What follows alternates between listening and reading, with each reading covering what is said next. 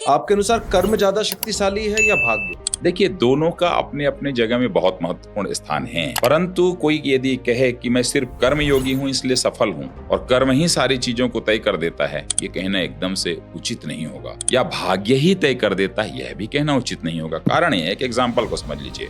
यदि जो कहते हैं कि नहीं कोई भाग्य नहीं होता है, कोई प्रारब्ध नहीं होता, ये सब व्यर्थ की बातें, उनके लिए बस एक ही प्रश्न मैं पूछ रहा हूँ कि एक बच्चा पैदा होता है और उसकी उम्र 1 साल होती है। बच्चों में भगवान होता है, 1 वर्ष हो रहा है और 1 वर्ष हुआ है, उसके माता और पिता उसको बाजार ले जाते हैं घुमाने के लिए या मॉल ले जाते हैं घुमाने के लिए। मोटरसाइकिल से जा रहे हैं, कार से जा रहे हैं कि एक्सीडेंट हो गया। एक्सीडेंट होने के बाद में मान लीजिए, पहला एक एग्जाम्पल है कि बेटे की मृत्यु हो गई, माँ और बाप बच गए। बेटा क्या गलत किया था? कौन सा कर्म गलत किया था? वो तो भगवान है, वो तो कोई कर्म ही गलत नहीं किया था। क्यों मरा? जब कर्म गलत नहीं किया था तो क्यों मरा? क्यों? क्योंकि वह उसका भाग्य लेके आया था।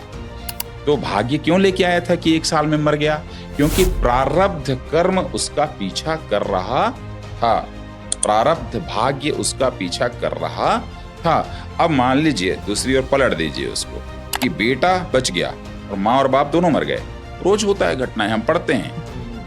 तो अनाथ हो गया, अब उसे जीवन भर संघर्ष करना है। वह उसका प्रारब्ध है, वह उसका भाग्य है, वह उसका दुर्भाग्य है कि अब उसे कर्म की ओर जाना है। तो अब वो जब कर्म करने जाएगा तो जो भी कर्म बेहतर करेगा तो वो कर्म को कलेक्ट करता है, संचित करता है, और मरते समय यही संचित कर्म प्रारब्ध में बदल जाता है। तो दोनों साथ साथ चलते हैं।